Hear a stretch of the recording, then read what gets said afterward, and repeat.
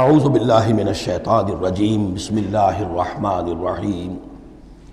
فاما عاد، تو عاد کا کیا حشر ہوا؟ جہاں تک عاد کا معاملہ تھا فاستکبروا فی الارض، انہوں نے زمین میں بہت تکبر کیا بغیر الحق، ناحق، وقالوا من اشد منا قوہ، اور انہوں نے کہا کون ہم سے بڑھ کر ہے طاقت میں؟ اولم یروا ان اللہ الذی خلقہم هو اشد منہم قوہ، کیا انہیں یہ معلوم نہیں تھا، کیا انہوں نے غور نہیں کیا تھا کہ وہ اللہ جس نے انہیں پیدا کیا ہے، کیا وہ بھی ان سے بڑھ کر نہیں ہے طاقت میں؟ کوئی اور انہیں قوم نظر نہیں آ رہی تھی اس وقت کہ جو ان سے بڑھ کر ہو طاقت میں، لیکن ایک ہستی تو تھی نا۔ وَكَانُوا بِآيَاتِنَا يَجْحَدُونَ، اور وہ ہماری آیات کا انکار کرتے رہے۔ فَأَرْسَلْنَا عَلَيْهِمْ رِيحًا صَرْصَرًا فِي أَيَّامٍ نَحِسَاتٍ، تو ہم نے ان پر چھوڑ دی ہوا بہت سخت، بڑے زور کی،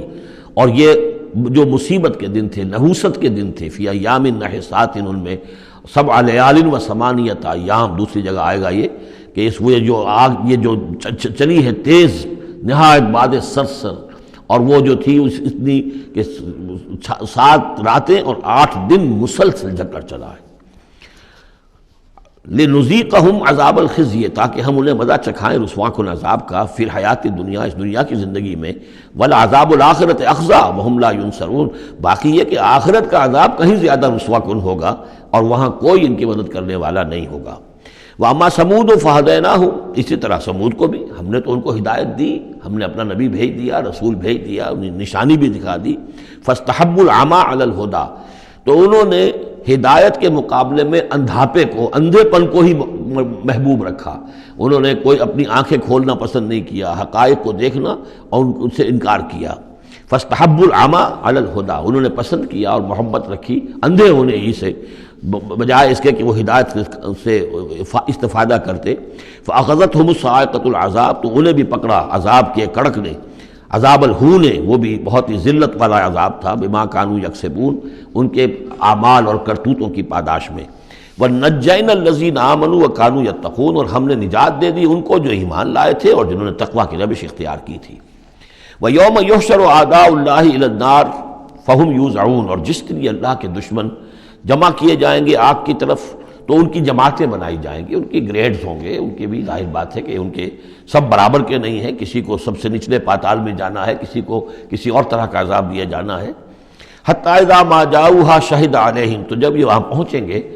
تو ان کے خلاف، دیکھیے شہد علیہم، علیہم علا کے میں نے پہلی کئی مرتبہ کئی دن جو ہے اس کو بار بار آپ کے سامنے رکھا تھا، شہادت علا یہ ہے کسی کے خلاف گواہی دینا، شہادت لہو کسی کے حق میں گواہی دینا۔ ہمیں کہا گیا کونوا قوامین للہ شہداء بالقسط، اور کونوا قوامین بالقسط شہداء للہ، اللہ کے حق میں گواہی دو، جیسے اقبال نے کہا دے تو بھی محمد کی صداقت کی گواہی، گواہی دو۔ تو ان کے خلاف گواہی دیں گے سمعہم، ان کے کان، و ابصارہم، اور ان کی آنکھیں، و جلودہم، اور ان کی کھالیں، چمڑے، بما کانوا یعملون، جو کچھ کہ وہ کرتے رہے تھے۔ وقالوا لجلودہم، اور وہ کہیں گے اپنی کھالوں سے، اپنی جلدوں سے، لما شہدتم علینا، تم نے کیوں ہمارے خلاف گواہی دی؟ قالوا انطقنا اللہ الذی انطق کل شیء، وہ کہیں گی کہ ہمیں بھی آج اس اللہ نے قوت گویائی عطا کر دی جس نے ہر شے کو قوت گویائی عطا کی ہے۔ ہر شے کی کوئی زبان ہے جس میں کہ وہ تسبیح کر رہی ہے اللہ تعالیٰ کی، وَإِن مِّن شَيْءٍ إِلَّا يُسَبِّحُ بِحَمْدِهِ وَلَٰكِن لَّا تَفْقَهُونَ تَسْبِيحَهُمْ، لیکن تم ان کی تسبیح کو نہیں سمجھ سکتے۔ یہ سورہ بنی اسرائیل میں ہم پڑھا ہے۔ تو آج ہمیں بھی اس اللہ نے زبان دے دی ہے، گوجائی دے دی ہے۔ قالوا انطقنا اللہ الذی انطق کل شیء وہو خلقکم اول مرہ، اور اس نے تمہیں پیدا کیا پہلی مرتبہ۔ وإلیہ ترجعون، اور اسی کی طرف تم لوٹا دیے جاؤ گے۔ وما کنتم تستترون ان یشہد علیکم، اور تمہیں اس کا تو گمان ہی نہیں تھا، اسی لیے اب آدمی جس کے بارے میں اندیشہ ہو کہ یہ مجھے جرم کرتا ہوا نہ دیکھ لے تو اسے کوئی پردہ کرنے کی کوشش کرتا ہے، چھپنے کی کوشش کرتا ہے۔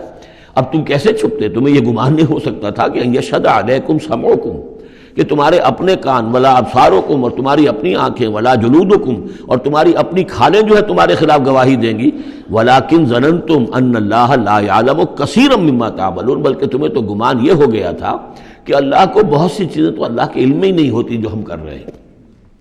اب یہ ایک تو عام جاہل آدمی کا خیال ہو سکتا ہے، میں آپ کو بتا چکا ہوں کہ جو منطقی لوگ ہیں، جو مشائین، جو کہ ارسطو کے پیروکار ہیں، وہ سمجھتے ہیں کہ اللہ تعالیٰ عالم کلیات ہے، عالم جزیات نہیں ہے۔ جزیات سے اس سے بحث نہیں، اس نے کلیات جو ہے قانون بنائے ہیں، انہی کو وہ جانتا ہے۔ انا للہ و انا الیہ راجعون۔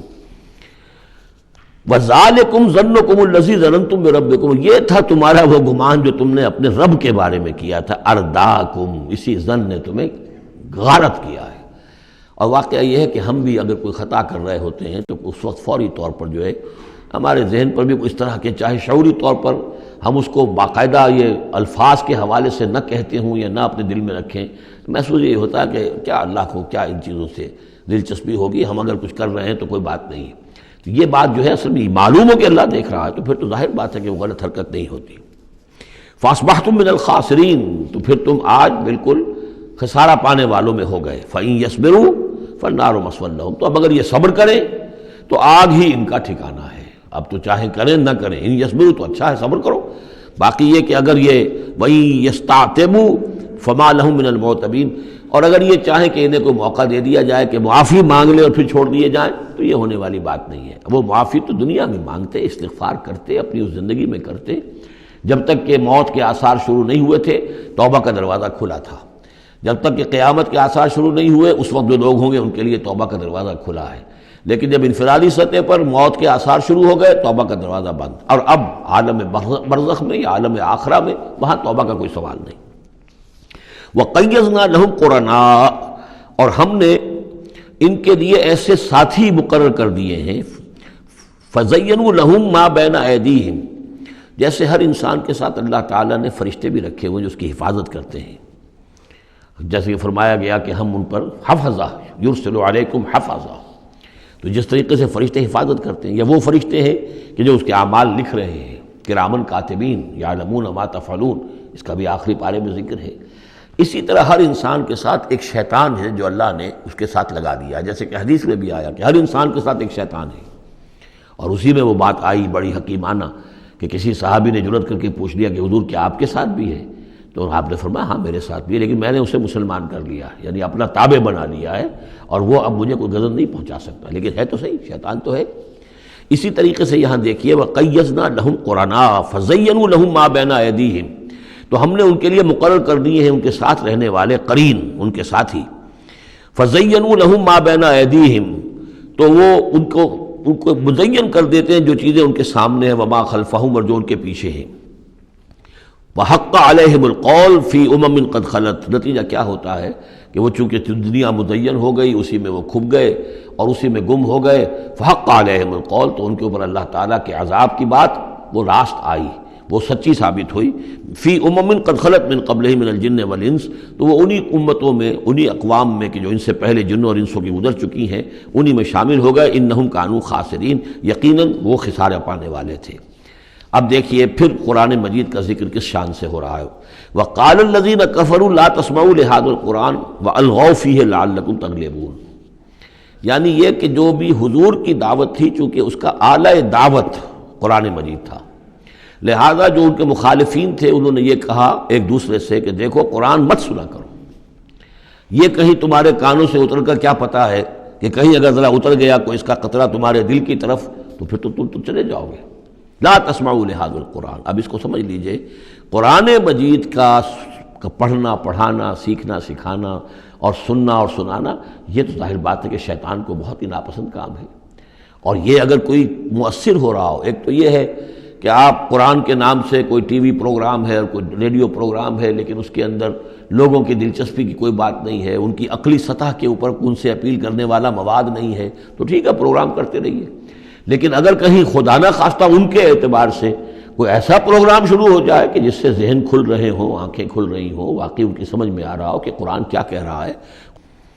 تو فرمایا وقال الذین کفروا، کہا ان لوگوں نے جنہوں نے کفر کیا ہے، لا تسمعوا لهذا القرآن، مت سنو اس قرآن کو، والغوا فیہ، اور اس کے اندر تم ہوٹنگ کیا کرو، شور مچایا کرو، جب محمد قرآن سنائے سیٹیاں بجاؤ تاکہ لوگوں کے کانوں میں قرآن نہ جائے، لعلکم تغلبون، تمہارے غالب ہونے کی یہی واحد شکل ہے تاکہ تم غالب آؤ، ورنہ یہ کہ محمد صلی اللہ علیہ وسلم کی زبان مبارک سے جو یہ قرآن بیان ہو رہا ہے اور لوگ سنیں گے اگر، تو پھر تمہارے لیے جیسے کہا تھا منافقین نے کہ لا یا اہل یثرب لا مقام لکم اليوم، آج تمہارے لیے یہاں کوئی موقع نہیں، غزوہ احزاب کے موقع پر کہا تھا کہ تمہارے یہاں کھڑے ہونے کا تمہارا یہ کوئی جگہ نہیں، کوئی ٹھکانہ نہیں، فرجعوا، لوٹ جاؤ۔ اسی طرح اگر اس قرآن کی دعوت کو نہ روکا تم نے اور اگر کہیں لوگ اس قرآن کو سنتے رہے تو پھر تمہارا کوئی ٹھکانہ نہیں۔ فَلَنُذِيقَنَّ الَّذِينَ كَفَرُوا عَذَابًا شَدِيدًا۔ اب دیکھیے اللہ تعالیٰ کا بھی جو غصہ یہاں ظاہر ہو رہا ہے، میرا کلام جو میں نے لوگوں کی ہدایت کے لیے ہدی للناس وبینات من الہدی والفرقان، میری سب سے بڑی نعمت نوع انسانی کے لیے، اس کو اگر یہ روکنا چاہتے ہیں اور نہیں چاہتے کہ لوگوں کے کانوں تک اور ان کے دماغوں تک بات پہنچے، تو ہم